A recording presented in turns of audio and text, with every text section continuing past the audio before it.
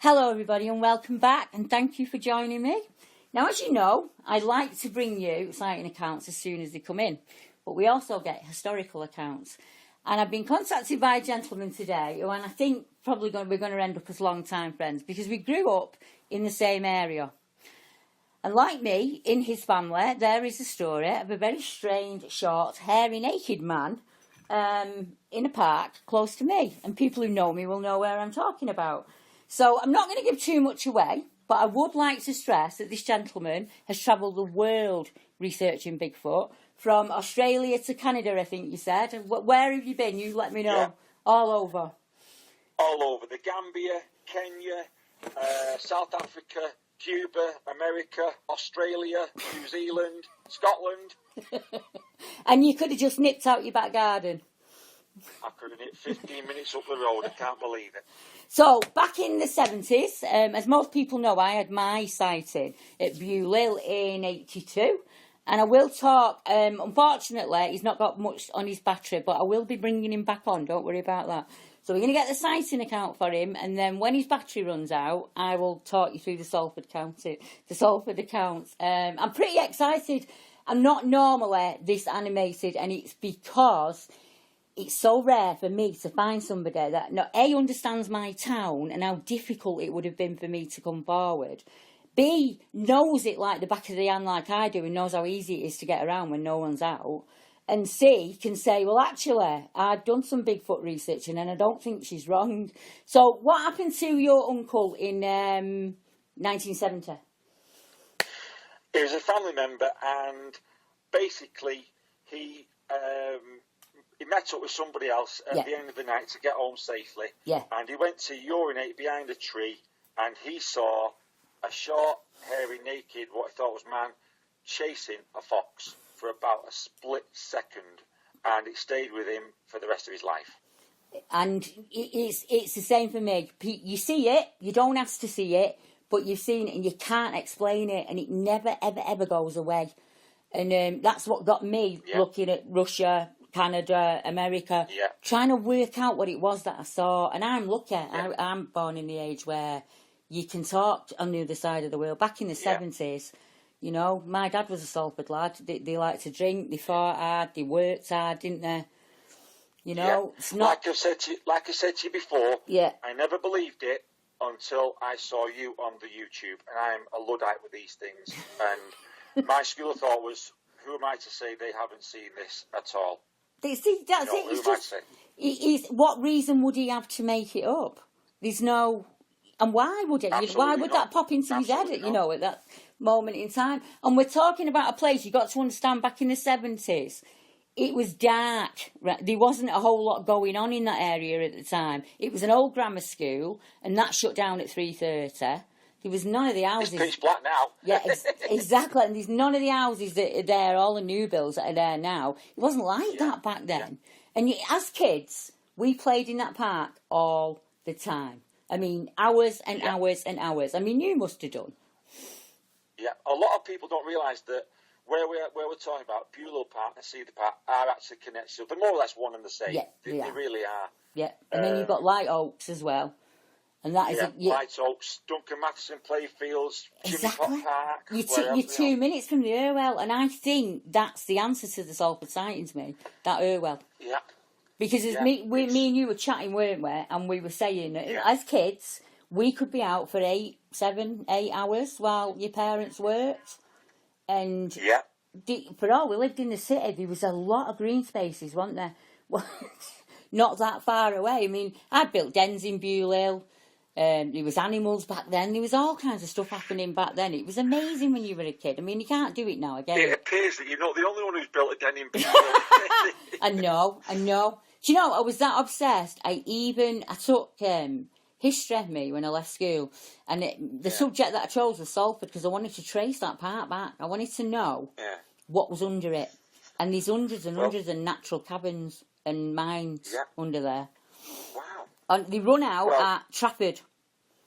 Yeah, believe it or not. There's tunnels in there that run out to Trafford where the big canal is, Manchester Ship Canal, or they come out in Drinkwater Park. I tend to call them tributaries, but the underground ones are now. Yeah, exactly that. So if we could tap into that. Geography, from Beulah Park to the Salford Keys, it's about a mile and 3/4. It is. Langabury Road's a mile and a bit, isn't it? Yeah, exactly. Yeah. And Beulah was built from the spoils when they dug out that canal. That's how they built the park. They used all the mud that they dug out to build the park, and it was a place where people didn't want to live because it had this strange. Yeah. They buried the plague victims there. So it's always had this history of like screams and howls. Now you think about that and think about the Kersal Cell. That Kersal Cell's been there since the 13th century on side of Littleton Road. And they were the only two buildings at one point in Salford. And between them... Don't forget Salford as well is in the Domesday Book. It's actually older than Manchester. It is. It means cross the board, doesn't it? Salford, that's what it means. It's one of the oldest. Yeah, it annoys me that they say Greater Manchester. Yeah, because we're not. We're not. Two separate entities, in my opinion. Yeah, but we're not. Something else altogether different there. People say to me, where did you go to school, Deb? And I say, Salford 5. And they look at me like I'm mental. And it's like, Salford 5, Salford 6, Salford 7 was brought. And it was just... it was Salford 5, Lancs, wasn't it? Or Salford 6, Lancs, that's what you used to write. Yeah. I mean, seriously, Salford is an older city than Manchester. Yeah, of course it is. And the term Greater Manchester, it's not even a council, really. It shouldn't be a council, but it appears to be. You know, and it's like when they say the BBC on Salford Keys in Manchester. What? It's annoying, isn't it? It is annoying. See, I remember we had a scrapyard down there when I was a kid. My granddad owned the scrapyard. And there was loads of we used to play on death tunnels, believe it or not. Yeah. Remember even Mike Sweeney says it on the radio, the local radio. He says over in Salford Keys in Manchester, like him of all people should know that it's not in Manchester. You know what I mean? I know. Do you remember that band he was in, Salford Jets? Well, his bass player was our pottery teacher at school. He was called Dick and Hubbard. Dick and Hubbard, he was called. And I was really... To go off one at Beulah, well, you remember Don Preston? Yeah, Mr. Preston. He was amazing, Mr. Preston. Every girl in school had a crush on him. But, anyway, I know. So, as I say, people probably think, A, they won't be able to understand us because of accent, because we've both got a bit broader as we've been talking. But they will be really interested to know what you've been getting up to over the years. Because you need to come back on or talk to me again at some point when your battery goes. I will. Yeah. Debs, well, I've got 4% on my phone. Oh. When I get home, I'm going to recharge up. And you've got my number. Yeah. You can phone me back tomorrow. I will. And I'm in this park every day, so you know. Right. Well, what I'll do is, while you've got your 4%, will you tell us quickly about your Yowie experience when you were in Australia? New South Wales, 1999. Went over there. And it's actually where they filmed the Celebrity in the Jungle. It's not far from there. It's about 5 miles from there. But this is before they started that programme. Right. I was in there for about 5 days by myself, ghillie suit. I tried the wood knots and everything else. Yeah. And I got what it can only be best described as teeth clacking. Right, yeah. At a very close range. But I couldn't see in front of my nose, right? Yeah. It was that, but I loved it. And I got bit by the bug watching the Arthur C. Clarke Mysterious World programme about 1983-84, and I've spent a fortune and gone everywhere else. I went to Cuba once, managed to get a midnight boat over illegally to the American coast to get to the Mayaca State Park. Oh, with a skunk egg. Debs, when you phone me back, I can give you a lot of stories. I got shot at in Sri Lanka because I went to the Tamil North by accident. I'm going to say that's amazing, but it's probably the wrong... Yeah. I know. And I could have stayed in blooming Salford. Well, I will definitely... I'll introduce you to the gang because you've got to meet Kazia and Daz. And there's a few of us. We've made it up to Scotland at one point. And there's a Cannock Chase meet coming up for people. And then I'm off to Ribby at some point. So I'll let you know about that one in case you want to pop to Ribby with. Well, I think his battery's gone. But what an interesting gentleman. And I cannot wait to find out more. Now, obviously, I've changed his name. And I'm not going to give out any personal details because it's really hard to come forward anywhere, let alone in the UK. But as it just proves, doesn't it, that when you get talking to people, there's always a story somewhere in the family that's incredibly interesting. And for me, incredibly validating, because obviously the more people that come forward from Salford, the better it is. But it's a big ask. It's an urban town. It's not that far from Manchester city centre, and it's quite an up and coming metropolis, as they say, or whatever it is they say, and not much scope for an 8-man. But I'll be honest, when I look at the map, because I'm used to viewing the map, I see that the sightings skirt Manchester city centre.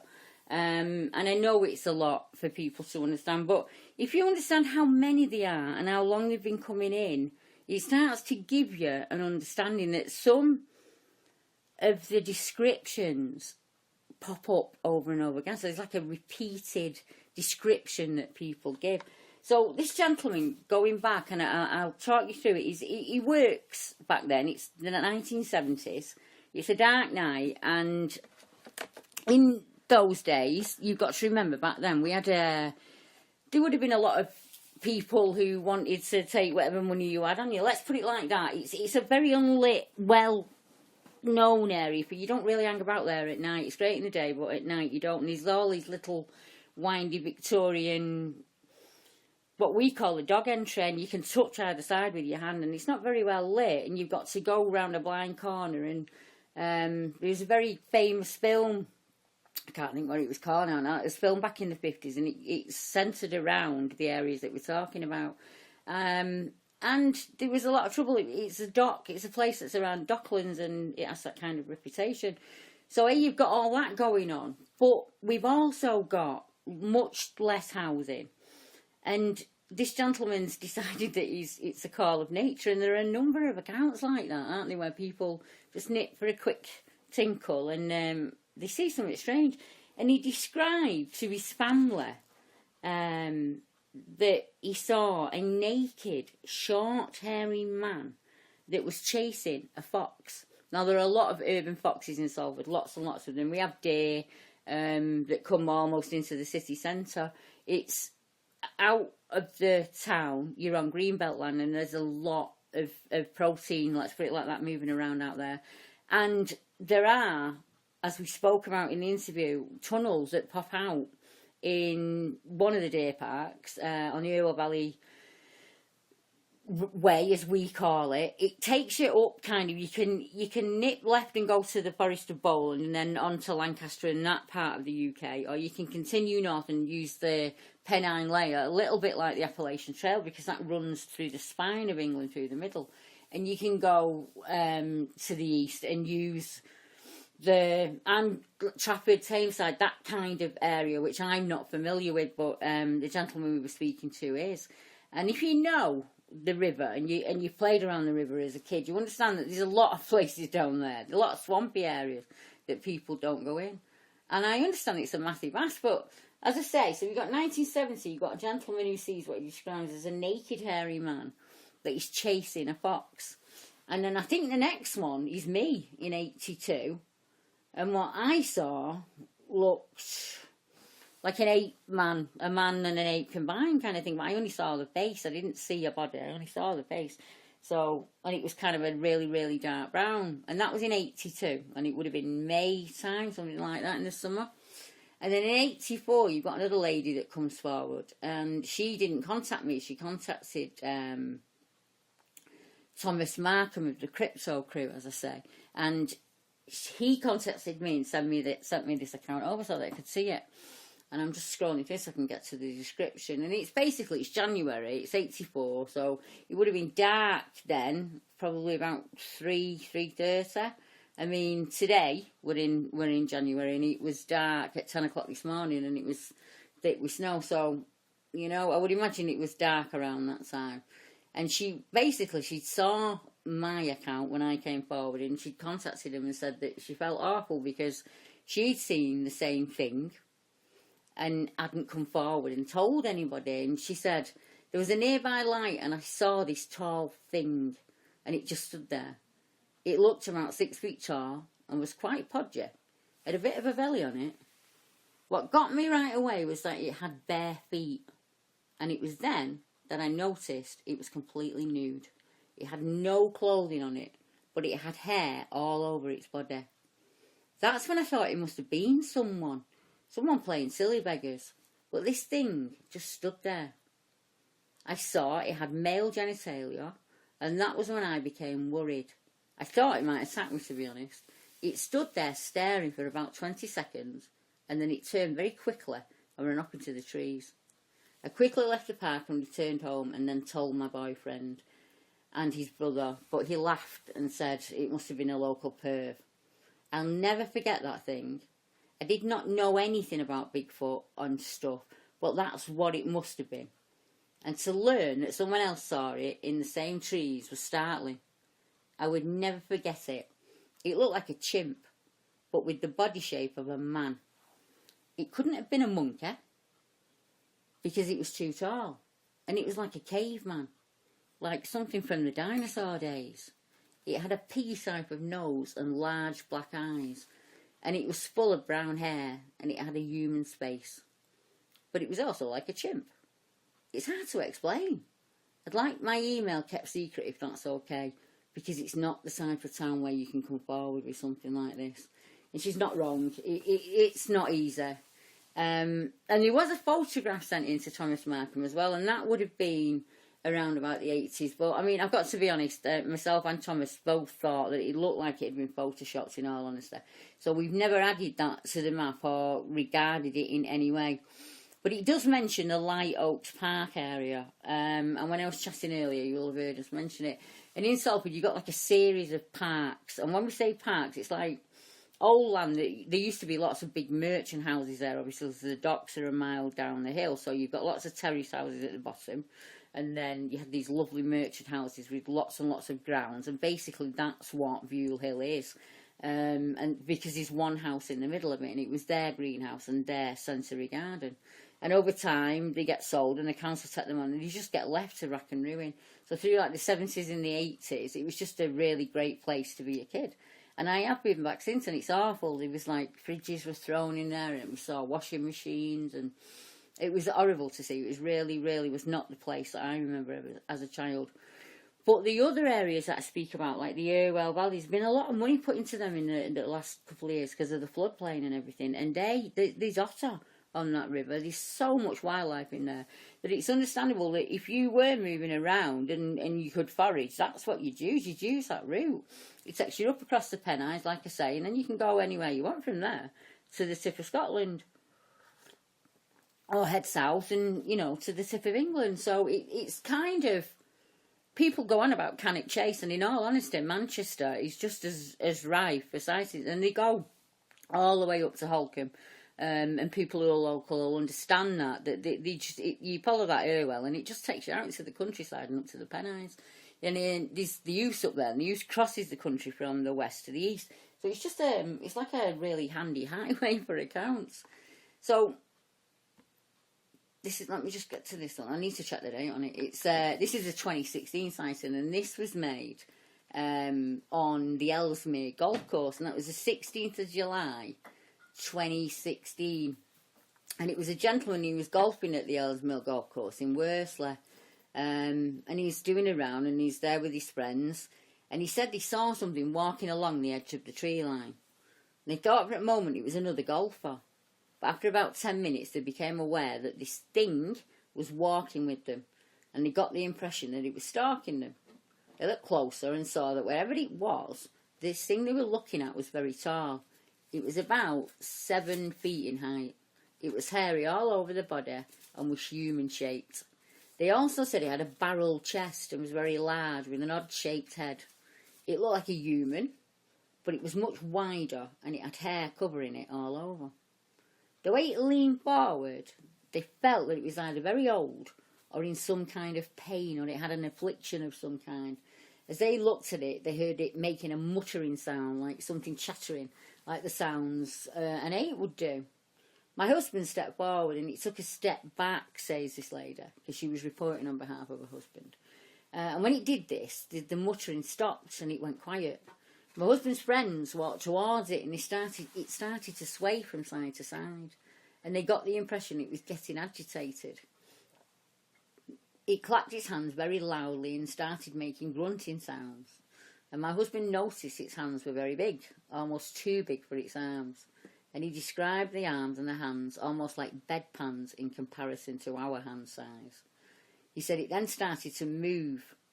It started moving its hands. I'm struggling with the writing. Then suddenly they heard a loud wailing coming from another part of the trees. And at that moment the creature turned and ran away, again making this odd grunting type of sound. And as I say, that was 2016. And we have another account just a little bit further up the road. I'm just changing it on my map. And this is a Rivington Bearman account. And I'm going to pop up to Rivington and have a look at this area. And it's a lady basically who was running away from what she described as a bear-like man. And she unfortunately broke her ankle at the time. And she is going to have to, basically will always have a limp because of that. So obviously it's something that stayed in her mind for years and years. So I want to go up and have a look at the area, and I'll bring that to you in a further video. And then we have obviously the Holcombe Ministry of Defence land, where you have a gentleman who sees what he describes when he's on, I'm not sure what you call it, exercises. He sees a hairy 8-man type creature running uphill at an incredibly fast pace. Sorry about that. And then there's one more account in the Salford area that I wanted to talk about, and it's the one at Phillips Park Hall, because it happened on the bike pass, as they call it. And it's kind of old railway tracks that have been left, they've been tarmacked, and they just kind of left for nature, and people use them in the daytime, but not very much at night. And there are two accounts in the same area, and I just want to go to the descriptions really. And this happened in 2012, this account, and he describes it as a sandy coloured biped. And this is from a gentleman who does Bigfoot research all over across the world, so he knows what he's talking about, and it's because of the sighting that he does what he does. And he said it was a Saturday morning in September 2012, and he was out on his mountain bike, and there was a bit of a problem. He was in Phillips Park, which is like Drinkwater, Clifton area, and it's a couple of country parks that forms together, and there's a lot of mountain bikers go down there because there are trails. And he said, we're facing the direction of the start of the outward trail with the 13 arches, and the River Irwell was to our left, and we had to bear right onto a single track loop which rises through fenced off Forestry Commission land. This land was overgrown with shrub and brush on either side of the trail for about 40 yards. After carrying on for no more than approximately 10 yards or so, my mate, who was leading, came to a standstill. I slowed down, stopping just behind Dave, and I noticed something in the corner of my right eye. I immediately looked to my right and saw what I can best describe as a very large creature, maybe 20 yards away. And I'm not going to get into the realms of what it wasn't. Rather, I'll just say what I actually saw. It was brown in colour, not dark, but a light tan. Although it wasn't square onto me, its head sat on a very broad set of shoulders with no neck. I couldn't make out any facial expressions or specifics due to its dark complexion. It was leaning forward on long arms, not dissimilar to the stance of a gorilla. I could just see the top of its legs and muscular thighs above the undergrowth. And this all happened in a space of about 4 seconds before it rose slightly onto its feet, before bounding off in one movement to its right into thick tree cover. And I estimate this thing was easily 7 to 8 feet, maybe more in height.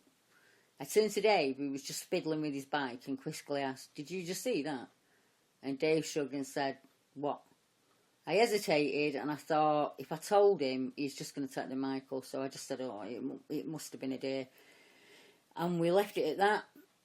And he was then out 2 weeks later, which is bizarre as it sounds, and he said it happened again, but this time he was on his own, and he's cycling in the same area but heading towards the Dam's Head Lodge.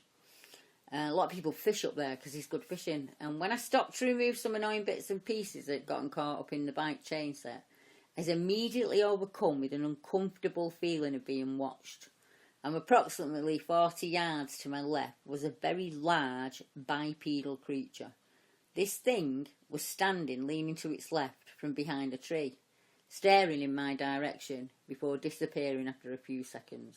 I couldn't believe what I was seeing it, and I still cannot believe it to this day. So there's a lot going on in a very small area, and there are a number of other accounts that are not on the map because people want to keep them private.